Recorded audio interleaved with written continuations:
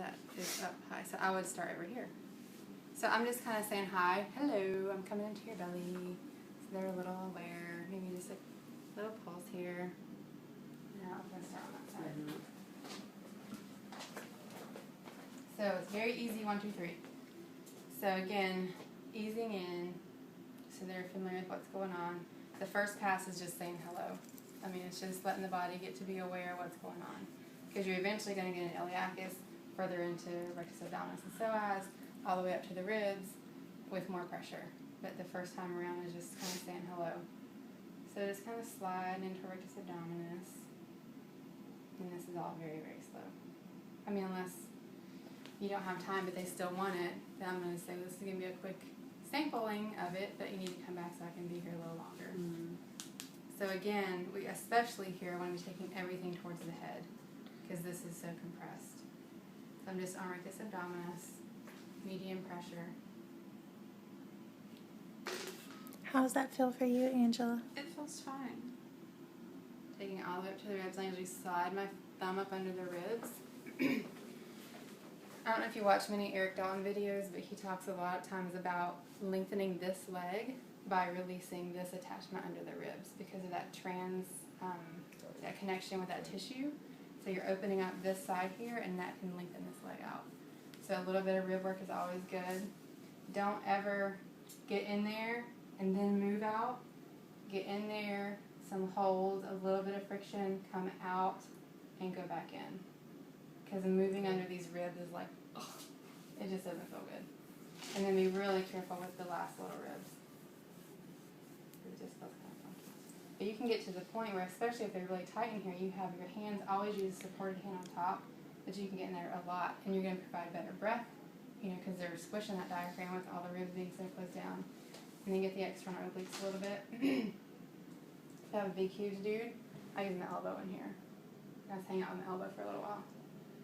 But still at medium with me. Yeah, yeah. Just have a broader. No, I have had one client that he played football all through high school, all through college. I think he was like semi-pro or something. And then now he was in his like late 50s, early 60s. Hard as a freaking rock.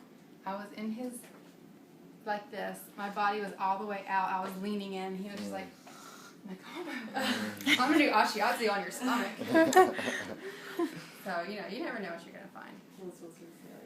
So it was just a hard stomach, not like a hard beer belly. No, it was just muscle hard. And you know, he plays golf and just all that. His bad diet. Oh. His tissue's just hard as a rock. Everything. Oh my gosh! Did you get to loosen it up some? Yeah. Oh, that's awesome. Okay. So now, a little more intense. It feels fine. Okay. Yeah. So now my goal is to get into iliacus a little bit more. So I'm going right inside that hip. This is another spot that I'm not going to be in there and move to a new spot. I'm going to be in there, friction a little bit, come out a little bit, and then move in a little bit more. I guess it's just kind of a high intense area. There's a little bit of friction.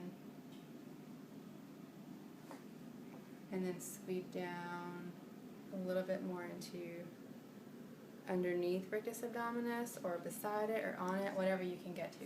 Sorry. And if you feel a heartbeat, we always know, move. A heartbeat. Your heart's in your stomach. And again, taking that tissue towards the head. So you're a little bit deeper, a little bit slower.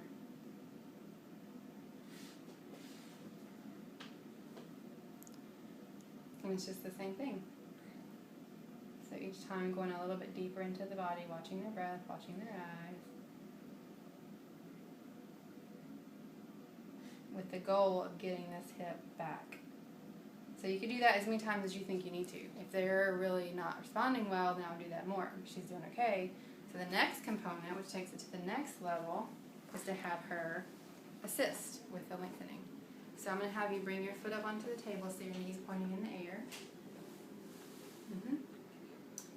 So from here, now if you have someone that as soon as you touch them, this tissue right here feels like a bone, that's how hard they are, I might go ahead and have them bring their leg up and start from this position. Because if you have a super tight area, if you shorten it up, you can get in there a little bit better. So if they're really, really bad off in there, she's so tiny, but people are usually closer to me, I'll hold their leg here and really get them to try to relax that leg so that it really releases this area, and then do all the things that I just did, just with one arm, and doing that same technique. She's doing pretty good. So her leg is here. I'm going back in, saying a hello to iliacus a little deeper. And not like finger pointing, just like the whole pads of the fingers. Slide in towards psoas. Now, Angela, very slowly lower your foot back down to the table. And while she's doing that, I'm pushing towards the head. So we have another pinning stretch, and this is the best one of all of them. And this is where I'm going to say, yes, breathing nice and deep, shoulders relaxed, because they will freeze everything up. So that's a lot of them thinking. But this is why it works so well, because their brain has to be facilitating this length.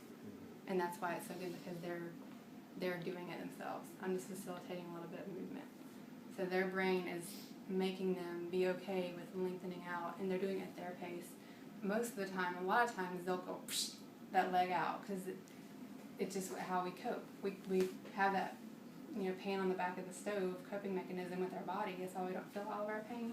So they'll shoot that leg out because they want to get it over with.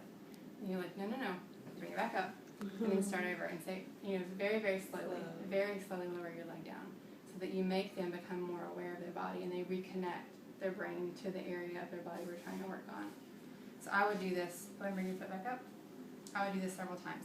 Again, watching the body landmarks, because if you have a guy or a gal that does have some really big deviations, they're going to be having their legs some contorted way. So you want to make sure when they're coming down, like if you even have to put your foot up as a guide, or your knee, so that if they're trying to come out, you keep them in line, because you want to create this straight line here. So you're watching their body landmarks too while they're moving. But this pin and stretch is hugely beneficial. So one more time, slowly lower your leg down to the table.